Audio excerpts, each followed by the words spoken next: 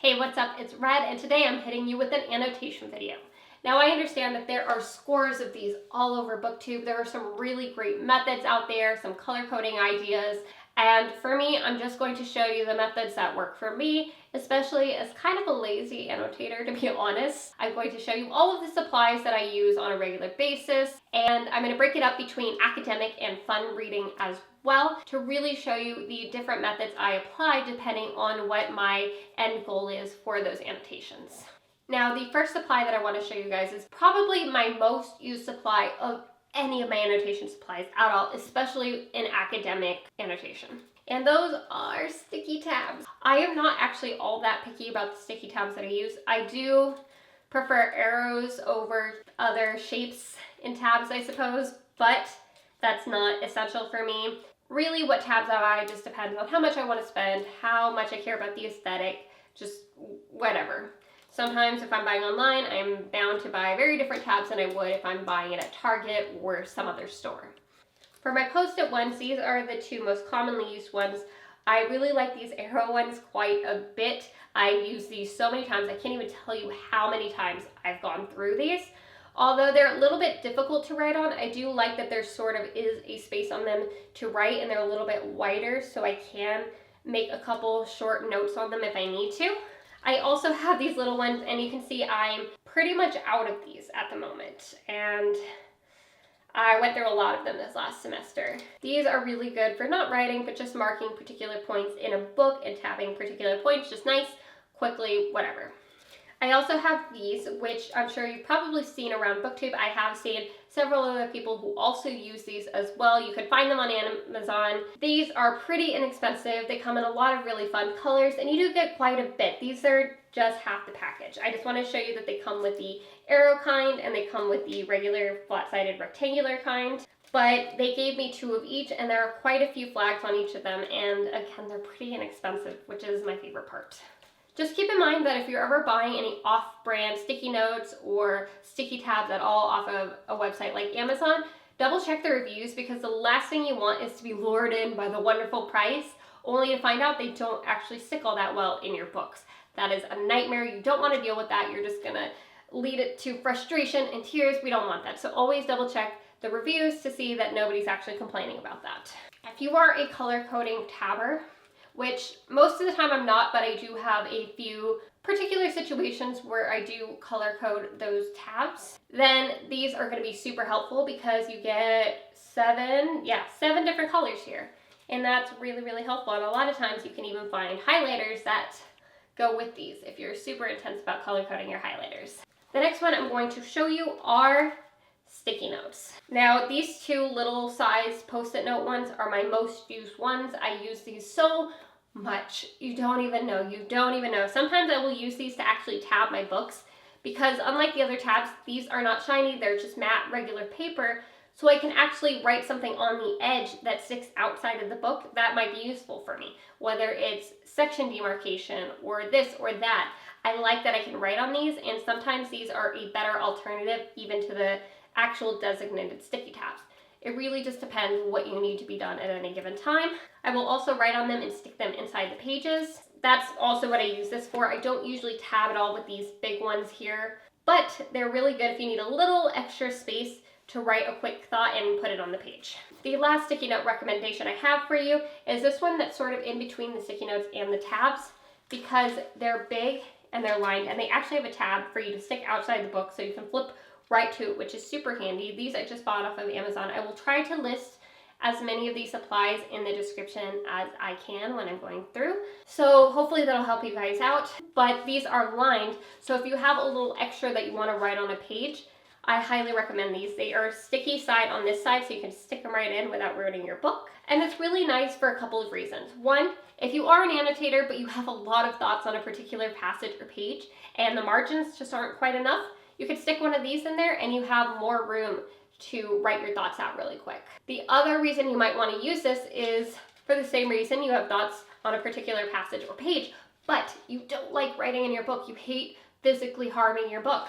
These are a great alternative. You can stick them aside, and you can always take them out if you don't want them there. But it's the way you're putting your thoughts in the book without physically ruining your book.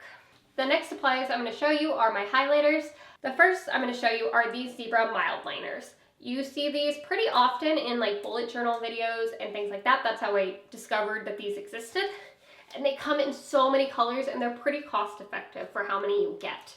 They usually come in packs of 5 colors, but there's 4 different packs that have a whole bunch of different colors, and you can find some really good deals on Amazon where you buy all of them at a discount price. That's what I did. I'm obsessed with these. They're really great because they not only have the typical chisel tip, but they also have a pointed side. I don't use the pointed side very often, but I love knowing that I have it.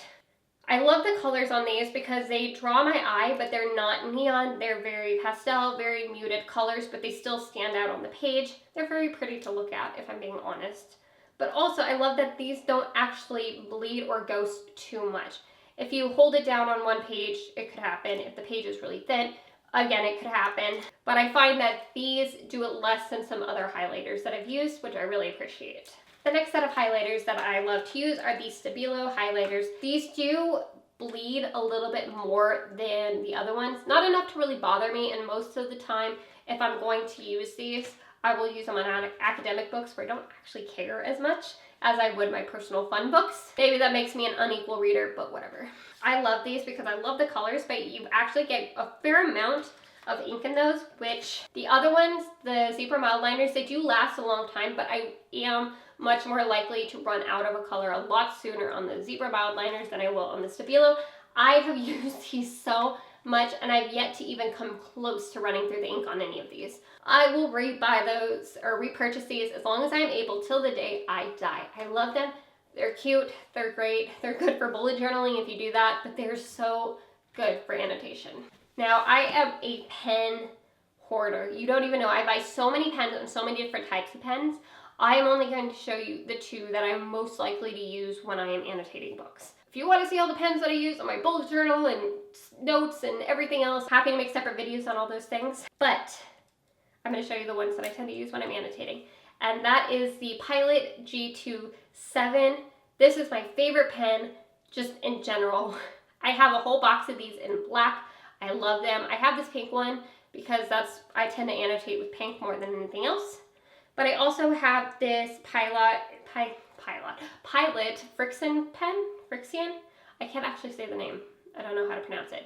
But this Pilot Frixion pen, this is an erasable pen. They don't write as smoothly as, say, this one does, but this is really good if I feel like I might mess up in what I'm writing. It's good to be able to erase and rewrite.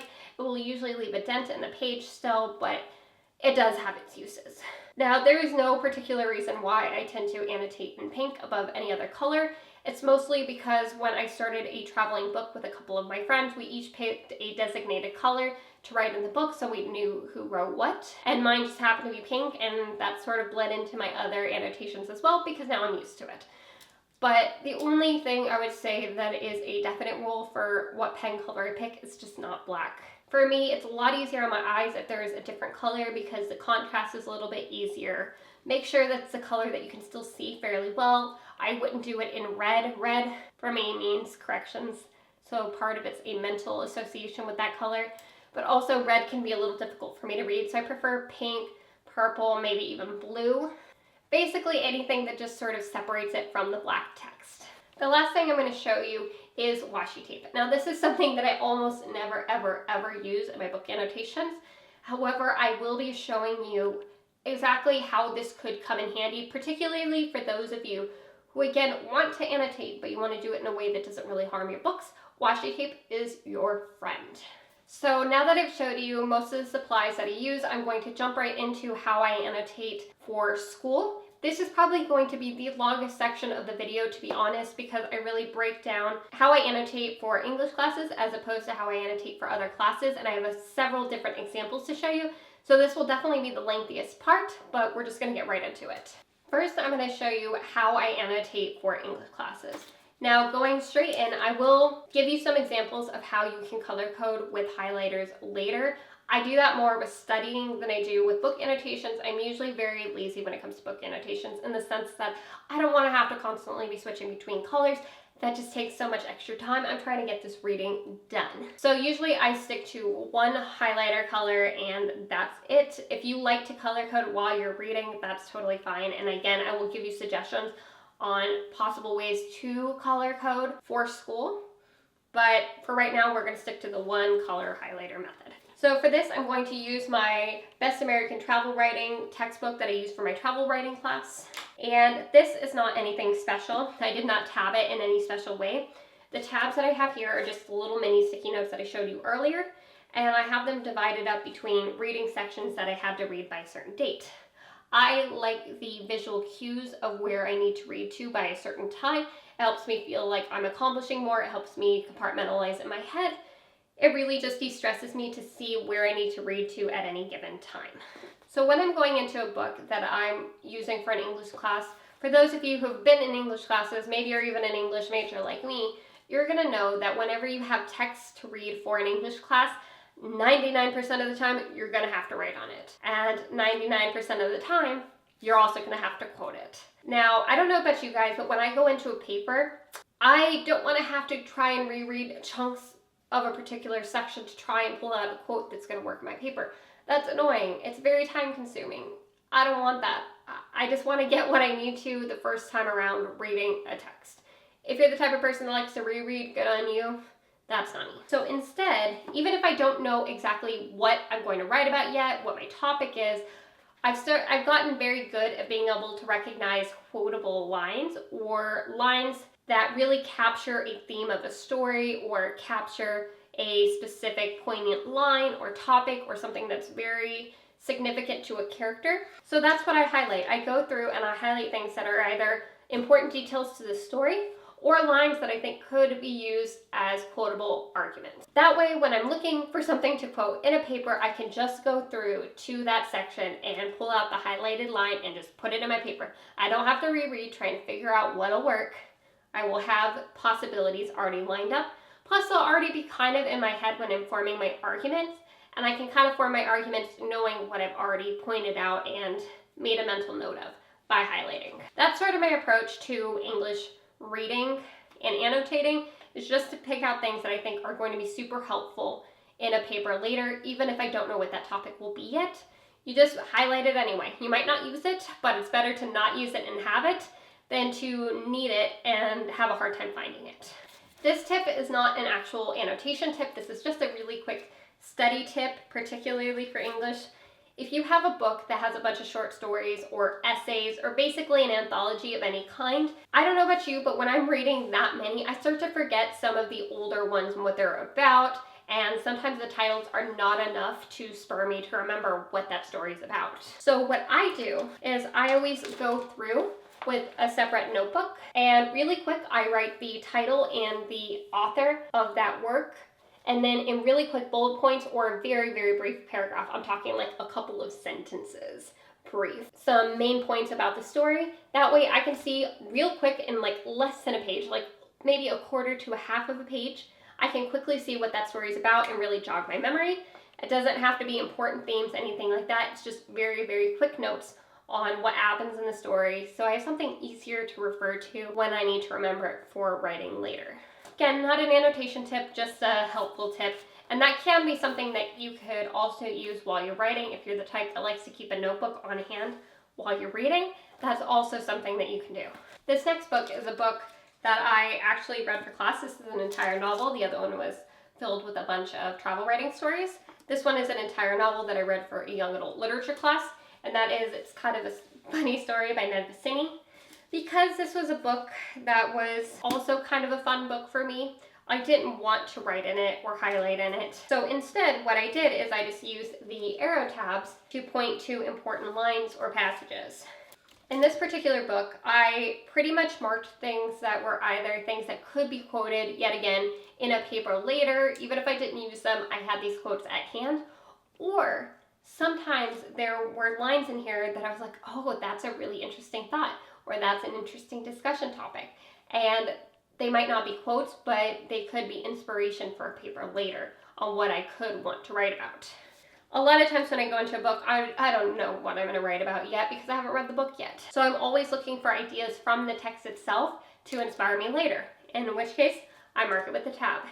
These are not color coded, I just wanted to use the colors evenly out of the pack, so that's why they're all different colors. There's no rhyme or reason to the colors. So the next two I'm going to show you are actually non-English books, but I think going into this and going into what you're reading, it's really important to know what kind of assignment you need to annotate for.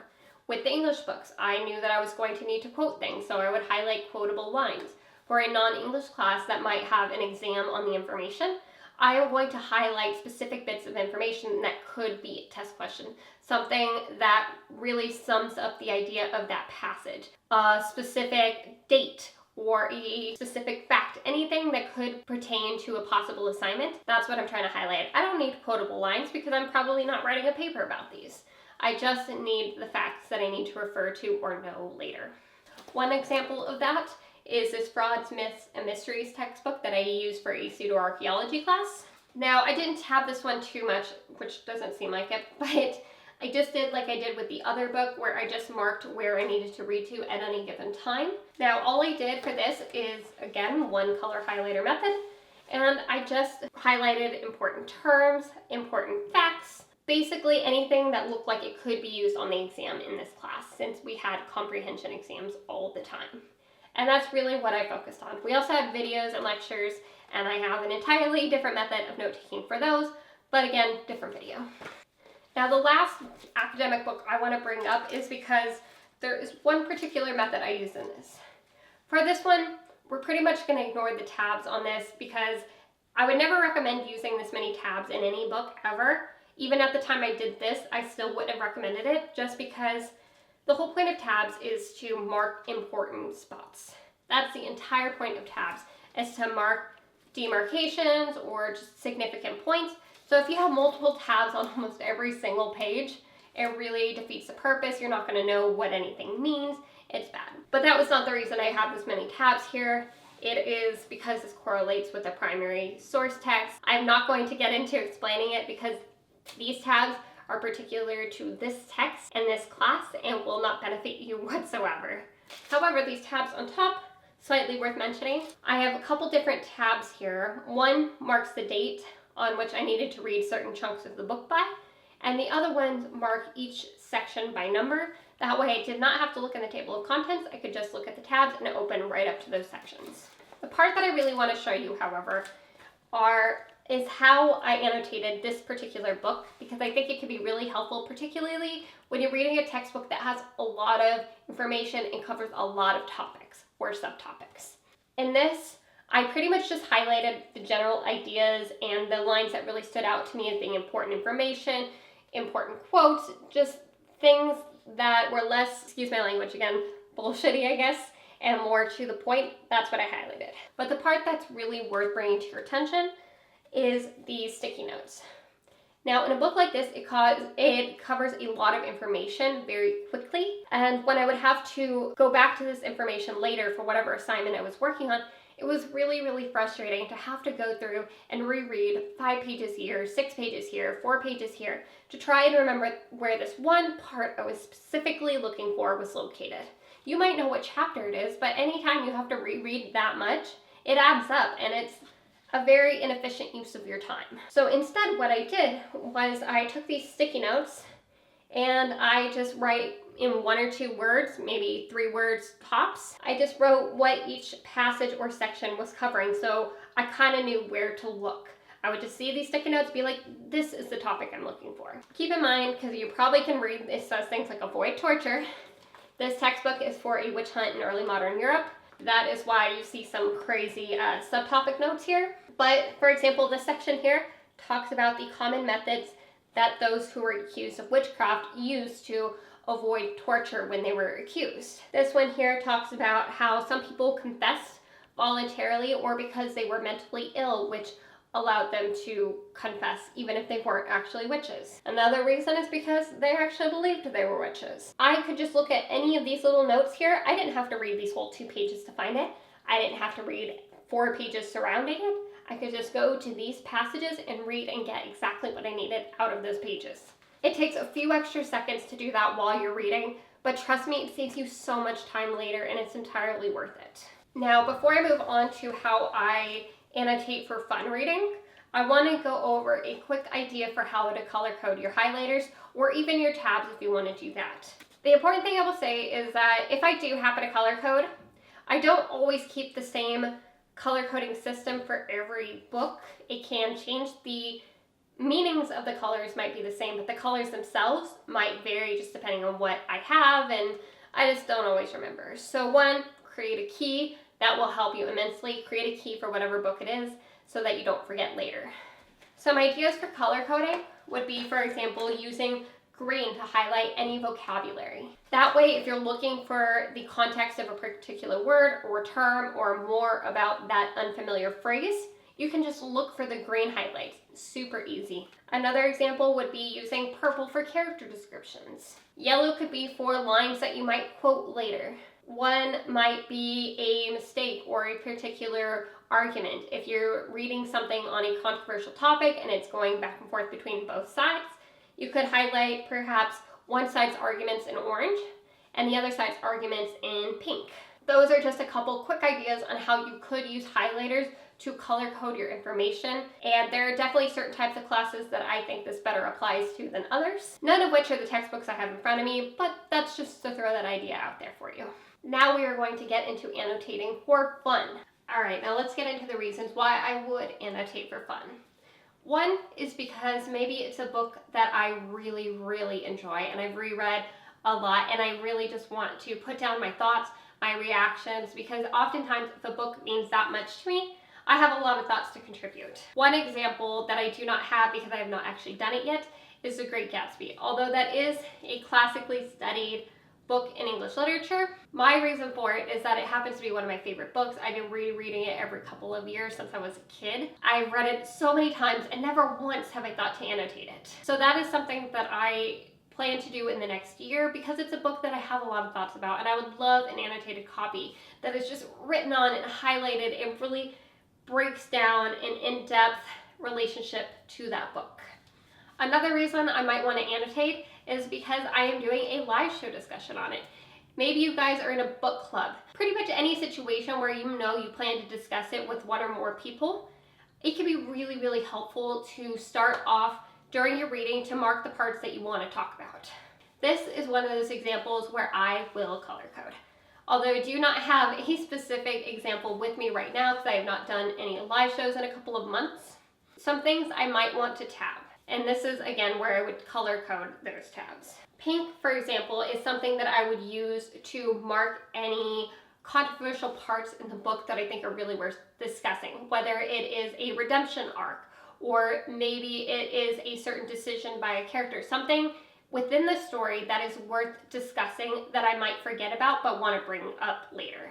Another thing would be orange, where I would mark any places that I thought were poorly written, were badly done, that I also want to discuss if I'm justifying why I gave a book 3 stars instead of 4 stars and it has particular parts that I thought were not executed well. That is a perfect time to use the orange tab. If there's a line that's really funny that I want to bring up and be like, hey, did any of you guys think this was as funny as I did? I'm going to mark that in yellow. If there was a line that I thought was a particularly beautiful description, then I might do that in green. Now, I'm not the type of person that's going to highlight or annotate anything that makes me happy or just aw or anything like that. That's totally great, and I love that some people annotate every emotional response that they have to those books. I think that's fantastic. I just can't be bothered to do that because I have so many fluctuating opinions, or sometimes even lack of feelings and opinions at any given time. So for me, I really like to use these for things that I want to have specific discussions about. A lot of times I will be met with this problem where I will go into a live show or a book club or whatever discussion, and prior to this, I'd have all these parts that I wanted to talk about and wanted to discuss, but the second that I was in this discussion, I forgot what those were, and I'm like, oh yeah, there's something I wanted to talk about, but I forgot what it was. If you tab it, like I do when I know I'm going to have a discussion about it, I can just jump right to those tabs or those colors or whatever and contribute to the discussion because I have my physical reminder right there. This is another way to annotate. Now, this is something I only use for a particular subset of books, but it can be a really, really fun way to annotate your books. And that is a very responsive, reactionary version of annotating, like you're having a conversation with the text itself. Now, this is something I started doing as a result of this traveling book I do with a couple of friends. Now, what we do is we have each picked a particular color and we write in that color. So I write in pink. If they see pink, they know I was the one that wrote it. One of my friends writes in purple. That way we know who's saying what as we all read the same book. For example, this is the page where we sort of write our thoughts before going into the book, saying like, oh, I don't know anything about this book, or I'm super excited to read this or that. Before reading this book at all, we just sort of write our first impressions going in, and you'll see there's pink, purple, black, blue. Usually she writes in blue, but she couldn't find her blue pen.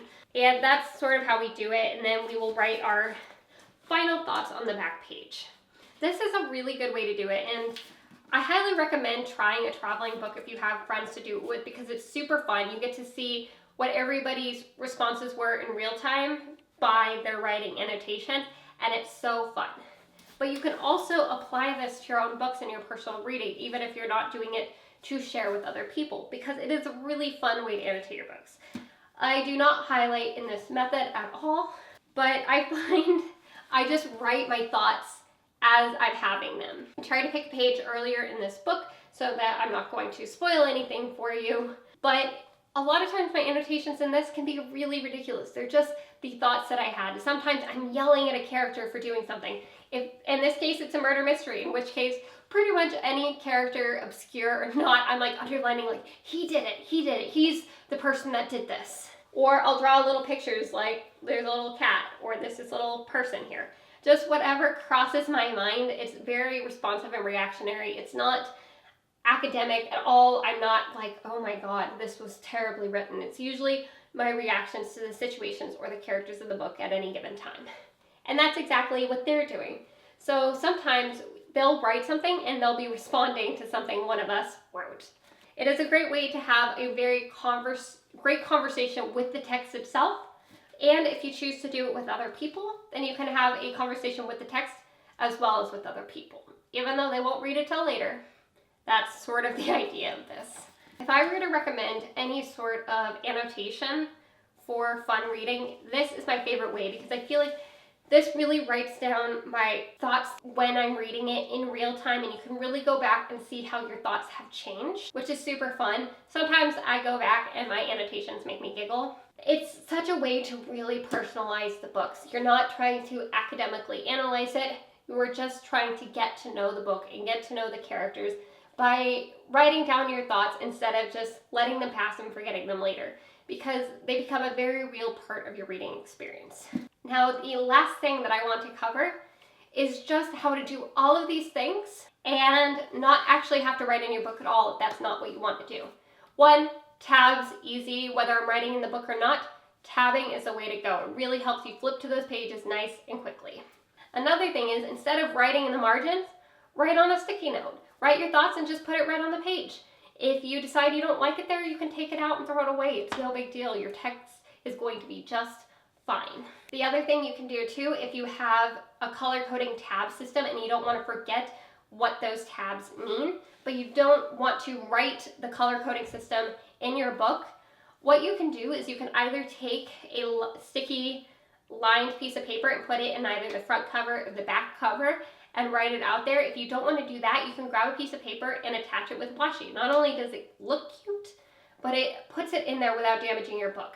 But washi tape really is sticky enough to stick in there, but it's so easy to remove. A lot of times people do use it on paper because they can remove it, and it's not this error that can't be erased. You can probably put it down, take it off a couple of times until you get it just how you want it. If you're particular, washi tape is such a savior that way. It is a great way to really stick something in your book without harming it, but also make it look really cute. You can buy Post-its at the store. You can buy all these off-brand ones. Amazon has Amazon Basics ones you can buy. That's pretty much the way to go. If you go to stores like Hobby Lobby or Michael's or pretty much craft stores, they even have stationery sections, and you can buy such cute sticky notes now, so you can really still get that annotation aesthetic without ever physically harming your book, which is Pretty fantastic. All right, that is it. I really hope that you guys found some helpful methods in this video. Maybe you already have your system down and you're just like me and you like to watch these because they're just somehow satisfying to watch. Whatever the reason, this is how I've come to annotate various types of books, and hopefully it helps you out. All right, I guess that's it, and I'll talk to you guys later.